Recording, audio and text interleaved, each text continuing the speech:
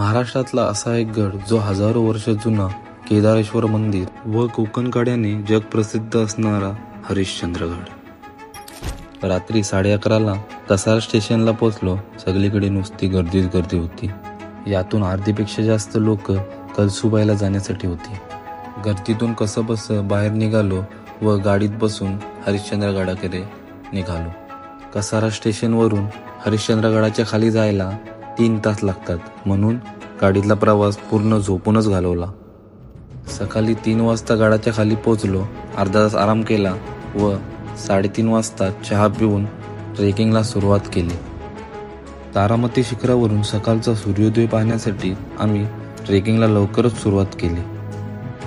गडाचा रस्ता चांगला होता, पण अर्धा असा पण होता, त्याच्यामुळे ट्रेकिंग शूज घालूनच ट्रेक करा। गडावर पाकी कुठं न थांबता डायरेक्ट आम्ही तारामती शिखरावर गेलो। तारामती शिखरावर आम्ही 2.5 ते 3 तासात पोहोचलो व तारामती शिखरावरचा सूर्योदय हा पाहण्यासारखा होता।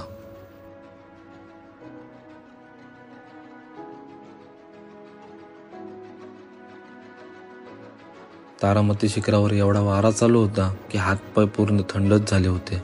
तारामती शिखरावर अर्धा तास बसून तिथून हालायची इच्छाच नव्हती झाली। शिखरावरून AMK, कळसूबाई, जीवधन, रतनगड असे अनेक किल्ले दिसून येतात। तारामती शिखरावरचा सनराईज पाहून झाल्यानंतर आम्ही कोकण कड्याकडे जाण्यासाठी निघालो।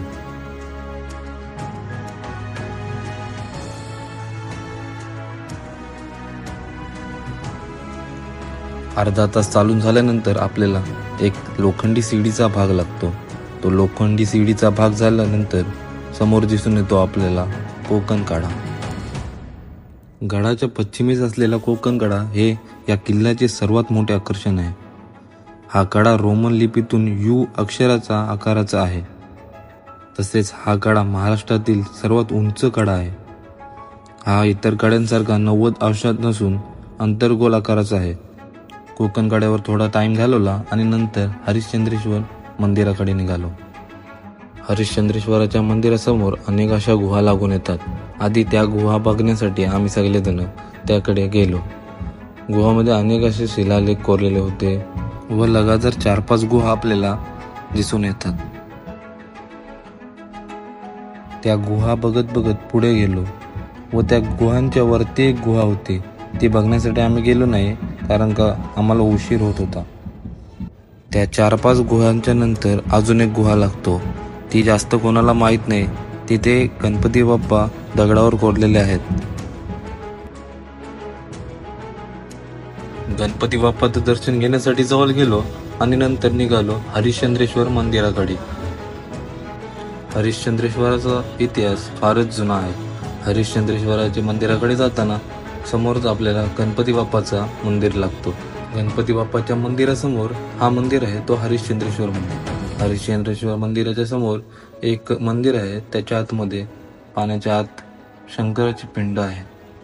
ती पिंड बघून झाल्यानंतर आम्ही हरिश्चंद्रेश्वराचं दर्शन घेण्यासाठी गेलो।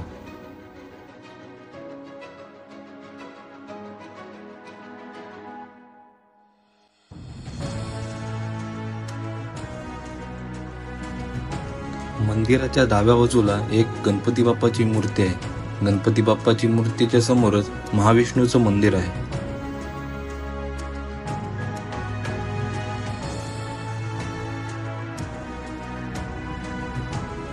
या ठिकाणी एक जगप्रसिद्ध मंदिर आहे, केदारेश्वर मंदिर।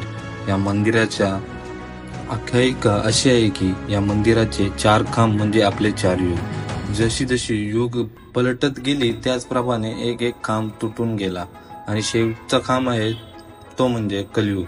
कलियुगाचा अंत होईल तेव्हा हा खांब इतर खांबांप्रमाणे तुटून जाईल। केदारेश्वर गुहेत दर्शन घेतलं आणि निघालो सरळ घराच्या वाटेला। गडाच्या पायथ्याला आम्ही घरात एका जेवण सांगितलेलं। जेवलो आणि गाडीत बसलो आणि निघालो स्टेशनकडे। स्टेशनकडे जाताना आम्ही गाडीच्या आतून व्ह्यू एन्जॉय करत होतो आणि हे तर दुसरंच काय करत होते।